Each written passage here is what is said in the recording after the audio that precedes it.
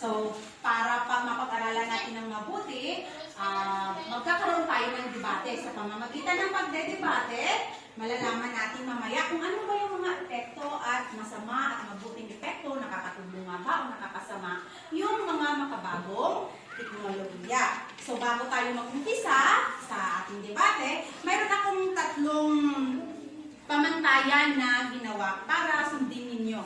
So, una, ang miyembro ng bawat grupo ay bibigyan ng 1 hanggang 2 minuto para maipahayag ang kanilang mga saloobin o pananaw tungkol sa paksa. Kapag narinig ang bell, ibig sabihin, tapos na ang iyong oras. Pangalawa, magtala ng mga makakalagang detalye o impormasyon na narinig mula sa 2 grupo na magsasalita. At ang pangatlo, iwasan ang paggamit ng mga masasamang salita laban sa kabilang grupo. So, para tulungan tayo na bigyan katuturan yung ating paksa, nag-imbita ako ng 3 magiging hukom para sa debate ito. Una, Ginoong Jessie B. Bilbao, punong guro ng paaralan. Pangalawa, Ginoong Nimrod Loria, teacher at guro sa ika-6 na baitang. At ang pangatlo, Ginoong Jim Ryan de la Cruz. So, yung ating magiging timekeeper para mabantayan ninyong oras, si Ginang Azucena Galang. Okay. So, para magkaroon tayo ng ang ating magiging moderator para sa debating ito, ipinagmamalaki kong ipinakikilala sa inyo, Princess Masagula.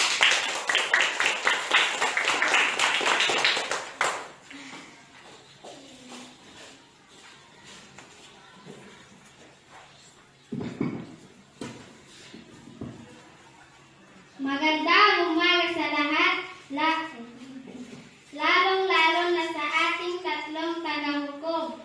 Ipinakikilala ko sa inyo ang bumubuo ng bawat grupo.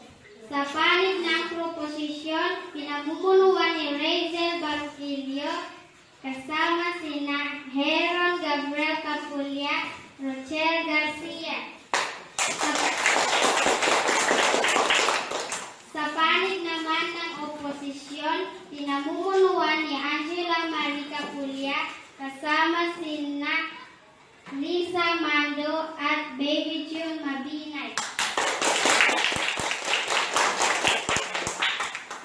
Para sa pagsisimula ng debate, ating pakinggan ang opinyon ng bawat panig.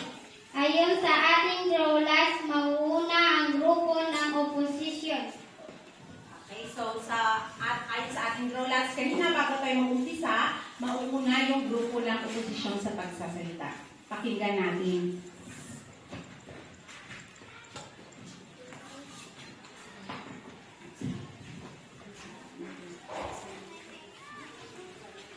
Magandang umaga sa lahat at sa ating mga tagahukom. Ako po ay naninindigan na ang mga makabagong teknolohiya ay nakakasama sa atin. Ito ay nakakasira sa ating pag-aaral. Bakit? Una, nawawalan na ng oras para mag-aaral ng leksyon, imbes na aklat at kwaderno ang harapin, computer o cellphone ang inaatupag. Pangalawa, lumiliban sa klase para lang pumunta sa mga computer shop, sasabihin sa nanay na gagawa ng assignment, yun pala ay maglalaro lamang.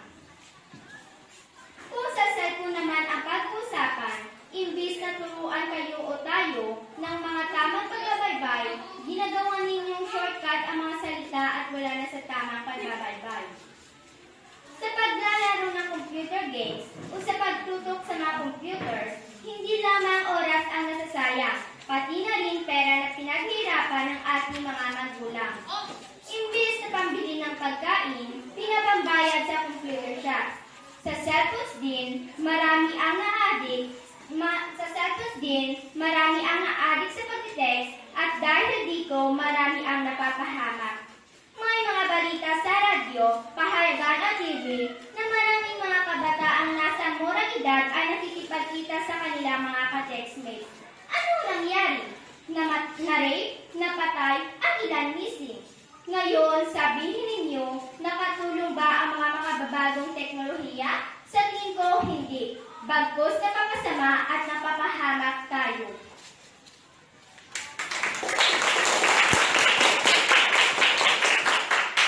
Magandang umaga po sa lahat. Ang bagong henerasyon ng mga kabataan, pag-asa pa ba ng bayan? Katanungan bumabagabag sa aking kaisipan. Paano natin masasabi na pag-asa ng bayan kung halos lahat ng mga laman ng balita ngayon sakot ay mga kabataan? Ayon sa mga news or reports, maraming mga kabataan ang lalos napapasama dahil sa lubos na paggamon sa computer at iba pang mga makabagong teknolohiya. Salit na maging edukasyonal ang mga computer games ay nagiging murder simulators na ito dahil ayon sa aming pagtatanong, mismong ikaw na naglalaro ang nag-iisip ng paraan kung paano mo papatayin ang iyong kalaban. Kabataang imbis na pag-aaral ang matupagin ay doon sa mga net cafe o computer shop nakatungango, naglalaro o nanunood ng mga palabas na hindi pa dapat panoorin ng mga katulad natin. Makabagong teknolohiya, nakakatulong nga ba? Sa tingin ko, hindi.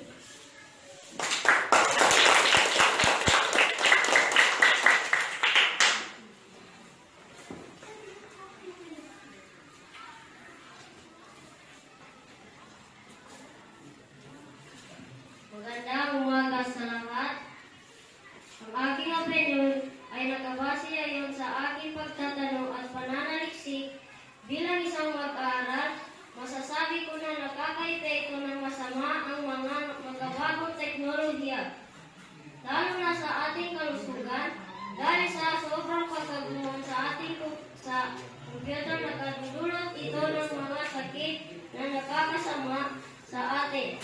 Hindi na kayo nakakakain sa tamang oras o sabihin na natin na nalilipasan na kayo ng gutom.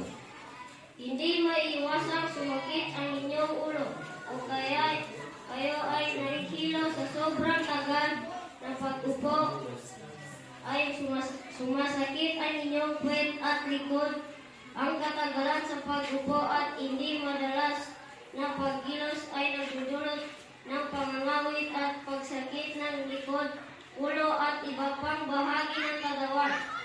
Kulang na kayo sa ehersisyo. At ito pa, dahil sa pagka-addict o pagkahilig sa computer at iba pang magabagong teknolohiya, hindi na ninyo naatupag ang inyong sarili. Nagiging tamad na kayo kahit sa mga gawaing bahay ay hindi na kayo nakakatulong.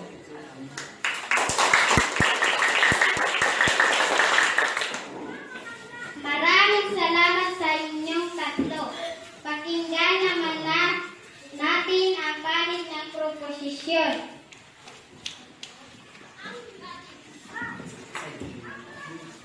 Magandang umaga sa lahat at sa ating mga taga-hukos. Sa tanang kasaysayan ng edukasyon ay malaki na ang naimbag ng teknolohiya. Ang teknolohiya ay isa sa mga pangunahing paraan kung bakit ang pag-aaral natin ay nagiging una, madali. Madali dahil madaling masundan ang mga commands. Pangalawa, mabilis. Mabilis dahil isang pindot mo lang ay nasa harapan mo na ang hinahanap mong detalye o information. Pangatlo, mabisa. Mabisa dahil talaga ang mga impormasyon na iyong makikita ay puro may katuturan, kung kaya't naman napakaraming mga tao lalo na ang mga mag-aaral ang sumasaguli sa teknolohiya para sa kanilang pag-aaral.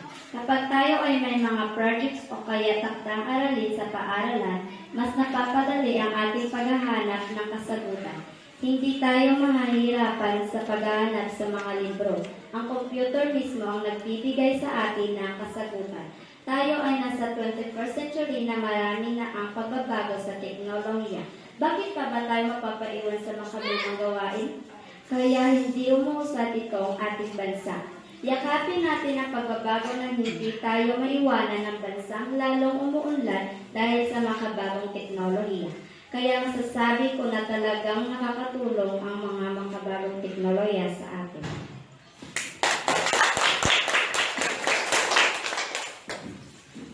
Magandang umaga sa ating lahat.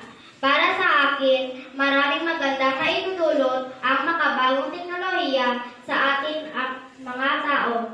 Ang teknolohiya ay nagbibigay hindi lamang kaalaman, kundi pati na rin ang pagpaunlad nito ng antas, ng libangan at kaligayahan. Maraming mga nasasabi o haka-haka na nakakasira daw sa ating ang mga video games o anumang laro sa cellphone at computer. Pero hindi nila alam na dahil sa paglalaro nito ay nagiging aktibo at alerto ang aking pag-iisip. Halimbawa, yung paglaro ng Tetris, parang therapy lang at nare-relax kami. Napapaunlad din ng computer games ang analytical skills namin, lalo sa mga larong ginagamitan ng strategy. Ang mga larong ito ay nagpapaulat o dinidevelop ang eye-to-hand coordination. Ang simulated games ay nagpo-promote ng edukasyon, learning, control at disiplina. Halimbawa nito ay yung flight simulator kung saan parang isang piloto ang naglalaro. Inuulit ko, tuturuan kami ng mga games na ito na mag-isip, maging aktibo at alerto.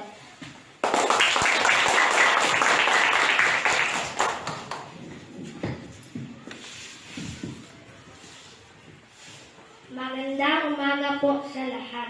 Ilan sa mga katok na gamit ng teknolohiya ay ang cellphones at computer. Isa sa mga gamit nito ay ang pagbibigay ng internet. Kung may internet connection tayo, maaari tayong makagawa ng account sa anumang social networking sites tulad ng Facebook. Ito ay serbisyong web-based na nagbibigay sa atin ng pagkakataon para kumonekta nang sa ngayon ay makausap at makita natin ang mga mahal natin sa buhay na nasa malayong lugar. Nasabi o naipapabot agad natin ang mga problema at ang mahalagang kaganapan na nangyayari sa ating pamilya sa oras mismo ng kaganapan. Mas napapadali ang pagresponde sa mga kaganapan, gayon din ang gamit ng cellphone. Napapadali ang ating komunikasyon. Sa tingin ninyo, maipapabot ba natin agad ang mga mensahe at impormasyon sa ating mga mahal sa buhay na nasa malayo kung ang gagamitin natin ay papel at ballpen lang? Makakarating nga, pero kailan?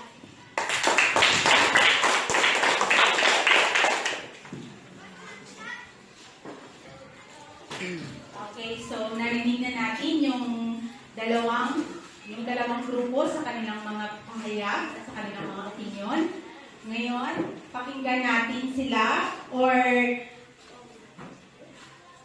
yung bawat grupo ay simula na yung rebuttal. So, pakinggan natin yung mga posibleng tanong nila or yung mga sagot nila sa mga tanong.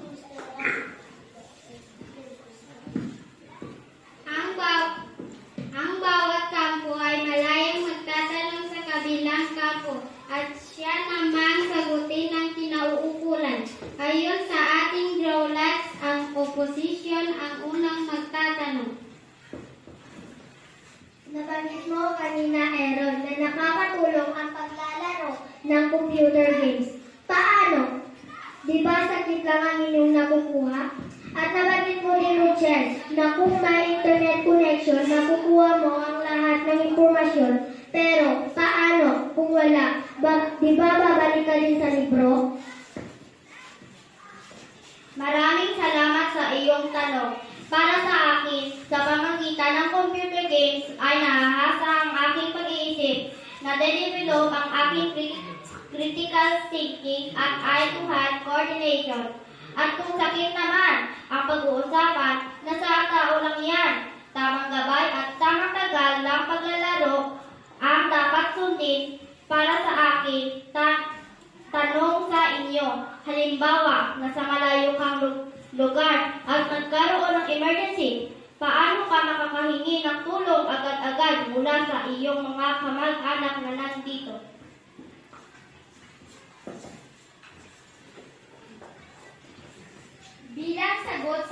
Tanong Aaron, bakit ako hihingi ng tulong sa malayo? Kung pwede naman akong humingi ng tulong sa malapit, unang kapaligid sa atin tulad ng kapitbahay at kaibigan. Ngayon, ako naman ang magtatanong. Di ba mas mataas ang porsyento ng mga kabataan ang napapahamak ng dahil sa mga makabagong teknolohiya na ipinagmamalaki ninyo? Hindi ba kayo natatakot? Maraming salamat sa iyong tanong. Sa tingin ko, napapahamak lang sila dahil sa kulang sa gabay ng kanilang magulang, hindi dahil sa teknolohiya. Okay, so narinig na natin yung dalawang panig para sa mga tanong at mga sagot nila. So, ngayon, yung tatanungin ko naman ay yung mga nakikinig, yung mga classmates ninyo. Tingnan natin kung meron silang natutunan doon sa ating debate. Okay, so ngayon, tanong ko, dahil sa inyong napakinggan mula sa oposisyon at sa proposisyon, nakakatulong ba o nakakasama ang teknolohiya? Sa tingin ninyo? Oo o hindi? Nakakatulong ba o hindi? O nakakasama? Ha? Nakakatulong? O bakit? Bong, bakit nakakatulong yung makabagong teknolohiya sa atin? Sa tingin mo? Basta nakakatulong lang? Okay. So, basta nakakatulong lang daw. Francis, sa'yo, ano yung ano yung epekto o nakakatulong ba o nakakasama yung mga makabagong teknolohiya? Nakakasama. Bakit? Tayo ka para malaman natin. Kasi hindi ka nakakatulog ng tamang oras. Kasi hindi nakakatulong ng tamang oras. So, pag hindi ka nakatulong ng tamang oras, ano kaya yung magiging epekto sa katawan mo? Ha? Pag hindi ka nakatulog ng maayos, anong nangyayari sa'yo? Tamad. Nagiging tamad ka. Very good. Dito, sa inyo. O, Muhammad. Sa tingin mo, nakakatulong ba o nakakasama yung mga makabagong teknolohiya? Nakakasama. Nakakasama kayo? Tinatamad kayong magtayo. Bakit? Kasi kung tinutupad mo ay mag-aaral, natutupad mo mag-text. Imbis na mag-aaral, nag-text ka? Okay. Sa cellphones, no? Okay. Sino pa? Natalie? Nakakasama ba o nakakatulong yung mga makabagong teknolohiya? Nakasama. Nakasama? Bakit? Dahil hindi ito nakakatulong sa aming mga bata. Dahil hindi nakakatulong sa inyong mga bata. Sigurado? Okay. So, merong nagsabi na masama, merong nagsabi na nakakatulong. Okay. So, sa atin, yung malaki ang naiambag ng teknolohiya sa atin. So, malaki yung naitutulong ng teknolohiya sa atin, di ba? So, umuunlad ang isang bansa dahil sa mga makabagong teknolohiya. Pero, kaakibat ng pag-unlad, ay meron din kaakibat ng mga magandang epekto. Siyempre, meron din mga masamang epekto. So, nasa sa atin lang yan, tamang gabay at tamang paggamit ng mga makabagong teknolohiya. So, gabay ng magulang, gabay ng guro, ang ating kailangan ninyong mga kabataan sa paggamit ng mga makabagong teknolohiya. Okay, so naiintindihan niyo yung paksa natin ngayong araw? Naiintindihan niyo? Yes. Parang walang mga bunganga. Naiintindihan niyo? Yes, ma'am. Okay, so very good. So ngayon, pakinggan natin ang masasabi ng ating punong hukom kung sino sa palagay nila yung nanalo, opposition ba o yung proposition. Sir Jessie? Ay, sandali.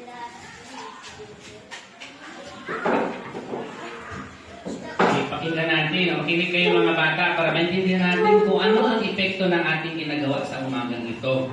Ang argumento ng proposisyon na nakatutulong ang teknolohiya sa pagtaas ng antas ng pagkatuto ng mga mag-aaral at ang pagpapaunlad ng analytic skills ng mag-aaral. Kung may masamang epekto man ay dahil sa kakulangan ng kaukulang disiplina at regulasyon na maayos na paggamit ng wasto ng teknolohiya.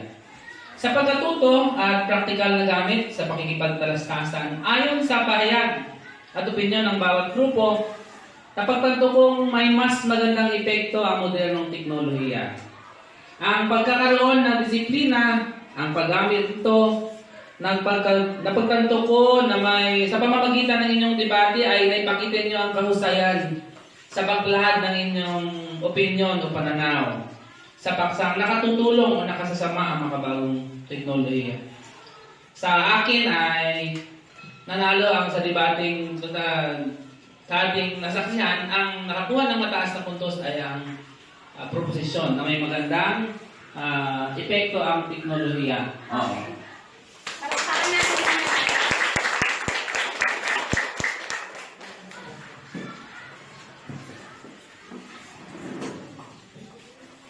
Okay, so yung nanalo ay ang proposisyon dahil daw sa mga dahil daw na ipahayag nila na yung mga makabagong ipahayag nila ng maayos na yung mga makabagong teknolohiya ay nakakatulong sa atin. Okay, naintindihan mga bata? So, maraming salamat sa dalawang grupo sa inyong mga opinion. So, maraming salamat din sa mga hukom at sa ating timekeeper. Okay, so ngayon pakinggan natin si Sir Jesse para sa kanyang masasabi sa facilitating skills ko naman. Okay. Sa muli, pakpakan natin ang lahat. Lalong-lalo na yung inyong guro na kung saan ang kanyang pagbibigay ng ganitong paraan o estratehiya sa pagtuturo upang maintindihan niyo ang mga isyu na bumabagabag sa ating lipunan sa kasalukuyan ay isa sa mga magandang katangian ng isang guro upang napalago o mapataas ang antas ng pagkatuto ninyo mga mag-aaral. Bilang isang participants ng 21st Century Guro 21 ng si Mayor Enotex, si Ma'am Rona L. Liguro, na ipakita niya na maganda ang kanyang pagkakaayos at pagbibigay ng gabay sa mga kabataan ito upang may pahayag nila ang magandang kanilang saluubin sa isyong ninyong napili sa ating debate sa umagang ito. Gayon pa man sa inyong mga kabataan, naipakita ninyo na mayroon kayong kahusayan sa paglahad ng inyong kaisipan, sa pagsagot ng bawat proposisyon, mga kaisipan or view ng mga kahit bata pa kayo, naintindihan ninyo kung ano yung epekto ng teknolohiya sa ating lipunan sa panahon ito. So sa muli, Ma'am Rona, congratulations.